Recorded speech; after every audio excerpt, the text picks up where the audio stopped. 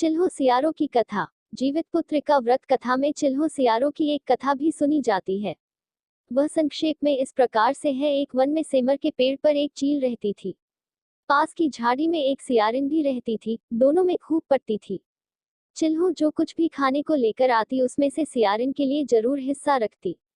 सियारिन भी चिल्हो का ऐसा ही ध्यान रखती। इस तरह दोनों के जीवन आनंद से कट रहे थे। एक बार वन के पास गांव में औरतें ज्योतिया के पूजा की तैयारी कर रही थी। चिल्हो ने उसे बड़े ध्यान से देखा और अपनी सखी सियारों को भी बताओ। फिर चिल्हो सियारों ने तय किया कि वे भी यह व्रत करेंगी। सियारों और चिल्हो ने ज्योतिया का व्रत रखा। बड़ी निष्ठा और लगन से दोनों दिन भर भूखे प्यासे मंगल कामना करत व्रत में रही, मगर रात होते ही सियारिन को भूख प्यास सताने लगी। जब बर्दाश्त न हुआ तो जंगल में जाके उसने मांस और हड्डी पेट भरकर खाया। चिल्हो ने हड्डी चबाने के कड़कड़ की आवाज सुनी तो पूछा कि यह कैसी आवाज है। सियारिन ने कह दिया, बहन भूख के मारे पेट गुड़गुड़ा रहा है, यह उसी की आवाज है। मगर चिल्हो को पता चल गया। उसने सियारिन को खूब लताड़ा कि जब व्रत नहीं हो सकता तो संकल्प क्यों लिया था। सियारिन लजा गई पर व्रत भंग हो चुका था। चिल्हो रात भर भूखे प्यासे रहकर व्रत पूरा की। अगले जन्म में दोनों मनुष्य रूप में राजकुमारी बनकर सगी बहनें हुई। सियारिन बड़ी बहन हुई और उसकी शादी एक राजकुमार से हुई। चिल्हो छोटी बहन हुई, उसकी शादी उसी राज्य के मंत्री पुत्र से हुई। बाद में दोनों राजा और मंत्री बने। सियारिन रानी के जो भी बच्चे होते वे मर जाते, जबकि चिल्हो के बच्चे स्वस्थ और हटे कट्टे रहते।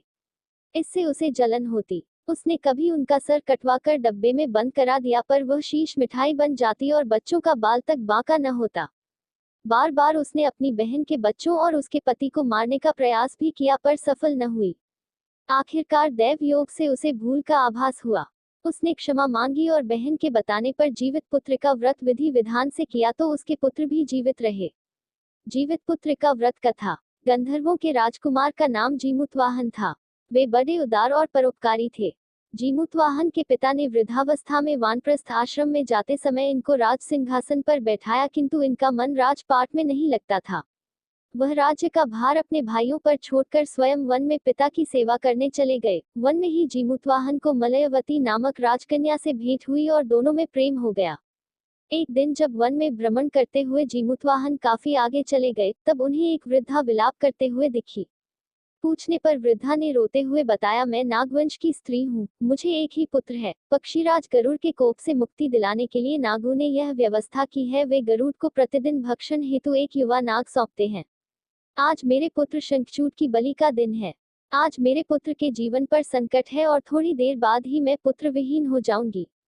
एक स्त्री के लिए इससे बड़ा दुख क्या होगा कि उसके जीते जी उसका पुत्र न रहे। जीमूतवाहन को यह सुनकर बड़ा दुख हुआ। उन्होंने उस वृद्धा को आश्वस्त करते हुए कहा, डरो मत, मैं तुम्हारे पुत्र के प्राणों की रक्षा करूंगा। आज उसके स्थान पर स्वयं मैं अपने आप को उसके लाल कपड़े में ढककर वध्य शिला पर लेटूंगा, ताकि गरुड़ मुझे खा जाए पर तुम्हारा पुत्र बच जाए। इतना कहकर जीमूतवाहन ने शंखचूड के हाथ से लाल कपड़ा ले लिया और वे उसे लपेटकर गरुड़ को बलि देने के लिए चुनी गई वध्य शिला पर लेट गए। नियत समय पर गरुड़ बड़े वेग से आए और वे लाल कपड़े में ढके जीमूतवाहन को पंजे में दबोचकर पहाड़ के शिखर पर जाकर बैठ गए। गरुड़ ने अपनी कठोर चोंच का प्रहार किया और जीमूतवाहन के शरीर से मांस का बड़ा हिस्सा नोच लिया।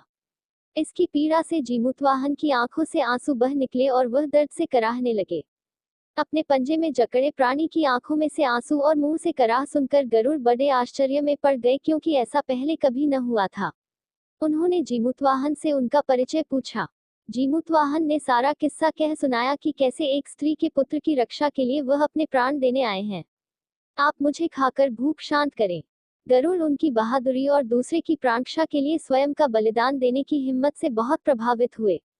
उन्हें स्वयं पर पछतावा होने लगा। वह सोचने लगे कि एक यह मनुष्य है जो दूसरे के पुत्र की रक्षा के लिए स्वयं की बलि दे रहा है, और एक मैं हूँ जो देवों के संरक्षण में हूँ किंतु दूसरों की संतान की बलि ले रहा हूँ। उन्होंने जीमूतवाहन को मुक्त कर दिया।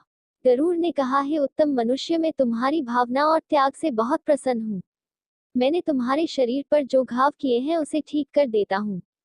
तुम अपनी प्रसन्नता के लिए मुझसे कोई वरदान मांग लो। राजा जीमूतवाहन ने कहा कि हे पक्षीराज, आप तो सर्वसमर्थ हैं। यदि आप प्रसन्न हैं और वरदान देना चाहते हैं तो आप सर्पों को अपना आहार बनाना छोड़ दें। आपने अब तक जितने भी प्राण लिए हैं उन्हें जीवन प्रदान करें। गरुड़ ने सबको जीवनदान दे दिया और नागों की बलि न लेने का वरदान भी दिया।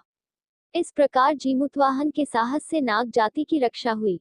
गरुड़ ने कहा, तुम्हारी जैसी इच्छा वैसा ही होगा। हे राजा, जो स्त्री तुम्हारे इस बलिदान की कथा सुनेगी और विधिपूर्वक व्रत का पालन करेगी, उसकी संतान मृत्यु के मुख से भी निकल आएगी। तब से ही पुत्र की रक्षा हेतु जीमूतवाहन की पूजा की प्रथा शुरू हो गई। यह कथा कैलाश पर्वत पर भगवान शंकर ने माता पार्वती को सुनाई थी। जीवित पुत्रिका के दिन भगवान श्री गणेश, माता पार्वती और शिवजी की पूजा एवं ध्यान के बाद ऊपर बताई गई व्रत कथा भी सुननी चाहिए। भगवान श्री कृष्ण कथा। यह कथा महाभारत काल से जुड़ी हुई है। महाभारत युद्ध के बाद अपने पिता की मृत्यु के बाद अश्वत्थामा बहुत ही नाराज था और उसके अंदर बदले की आग तीव्र थी, जिस कारण उसने पांडवों के शिविर में घुसकर सोते हुए 5 लोगों को पांडव समझकर मार डाला था, लेकिन वे सभी द्रौपदी की 5 संतानें थीं। उसके इस अपराध के कारण उसे अर्जुन ने बंदी बना लिया और उसकी दिव्य मणि छीन ली, जिसके फलस्वरूप अश्वत्थामा ने उत्तरा की अजन्मी संतान को गर्भ में मारने के लिए ब्रह्मास्त्र का उपयोग किया, जिसे निष्फल करना नामुमकिन था। उत्तरा की संतान का जन्म लेना आवश्यक थी, जिस कारण भगवान श्री कृष्ण ने अपने सभी पुण्यों का फल उत्तरा की अजन्मी संतान को देकर उसको गर्भ में ही पुनः जीवित किया। गर्भ में मरकर जीवित होने के कारण उसका नाम जीवित पुत्रिका पड़ा और आगे जाकर यही राजा परीक्षित बना। तभी से इस व्रत को किया जाता है।